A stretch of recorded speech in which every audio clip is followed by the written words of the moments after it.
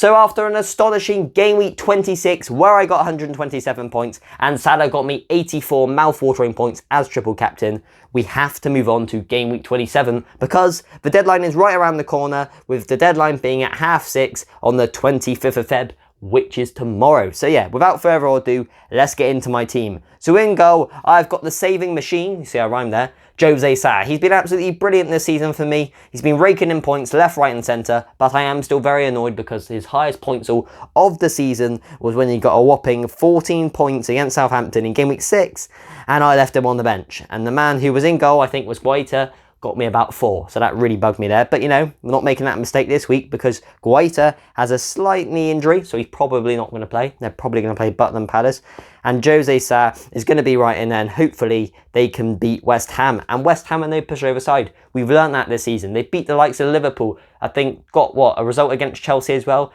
Wolves have one of the best defences in the league. I think they've conceded, let me just double check here, I think 18 or 19 goals this season. So obviously they don't concede too many at all. Let me just check for you guys. They have conceded this season 20 goals. And the only teams to concede less are Chelsea and Man City, and they are joint on goals conceded with Liverpool. So that shows you what the manager's doing. He's playing resolute football. Yes, they don't score too many goals because they've only scored this season. How many did they score? 24. So they've only got a goal difference of +4. And that's why they're probably not higher up in the table. But nevertheless, the manager, he knows the way to play. He knows how to stop them from conceding goals. And with Connor Cody, Max Kilman and Jose Sa, those 3 players there have been absolutely brilliant for them this season. But yeah, enough about the goalkeeper. Let's move on to my defence. So in my defence, I've got Tyrone Mitchell, Marc Cucurella and João Cancelo. So that easily could look like 3 clean sheets there. Burnley, one of the lower sides in the league. Palace, a decent team. You probably think a clean sheet. But Burnley just beat Brighton 3-0. Well, not just beat Brighton 3-0. Beat Brighton 3-0 about a week ago. And then they went and beat Tottenham 1-0 as well. So they're on a bit of form. Brighton, the team who I just said Burnley beat, they play Villa in here. And let's be real, Villa and Brighton are in a bit of out of form at the moment. Both of them aren't really playing that well. So that could happen anything in that game. And obviously, we never know what could happen in the Premier League. City only picked up a point against Southampton. They lost to Tottenham. So you never know what could happen against Everton. Yes, they are a load of crap, but you never know. So easily could be 3 clean sheets in there, but easily couldn't be because you never know. Palace, bit of a shaky defence. Burnley are scoring for fun recently. Brighton, gone off the boil recently, but you never know what could happen in that match. And obviously there could be a potential banana skin in the City versus Everton match. But yeah, enough of my defence and goalkeeper. Let's move on to the juicy bit of my team, the midfield. So this is where I hope to rake in as many points as I can possible because all the 4 players in there are absolutely brilliant. But I am a Liverpool fan, so you know, Kevin De Bruyne, you're free to score this week, but you must lose to Everton. So in there, I've got Kevin De Bruyne, just let you know right there. And then I've got Felipe Coutinho, Conor Gallagher and Rafinha. So Coutinho, I'm probably going to give him the captain's armband. Yes, he hasn't not done anything in his last 2 games, and Gerrard could easily drop him. But Brighton, they've gone off the boil a bit recently. Wait, what's happened to my screen? Yeah, well, Brighton, they've gone off the boil a bit recently, so you never know what could happen in that match.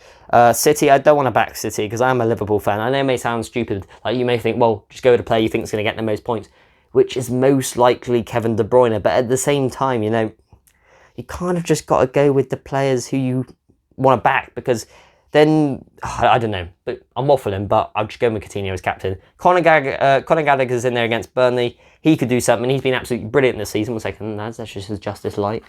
Yeah, he's been absolutely brilliant this season. Conor Gallagher got me a ridiculous amount of points. And then Rafinha's in there as well. He was quiet against Liverpool, but nevertheless, he is a brilliant player. And he came on against Man United because Bielsa dropped him or something because of his poor dip in form, and he really showed, scored within about 2 minutes, played really well, and obviously he causes havoc on that right-hand side for Leeds with him being their best player, especially when they're missing Bamford and Calvin Phillips. They need someone like him in the team to obviously dictate play, score goals, etc, etc. But yeah, that's the midfield. Hopefully they can get some points. But now let's move on to the final bit of my team, the Strike Force. So in the Strike Force, I've got Broja. Here's my new recruit from Southampton. Southampton being brilliant this season. I think they haven't lost a match in about 10 games in the Premier League. Let's have a look here. Well, no, they lost one a couple of weeks ago in the Premier League. But what I'm trying to say is, look, they got a point against Man City. They beat Tottenham. They got a point against Man United. They beat Everton. Like, these are some fantastic results for Southampton. They've looked to cemented themselves in the league for next season. But even if they haven't,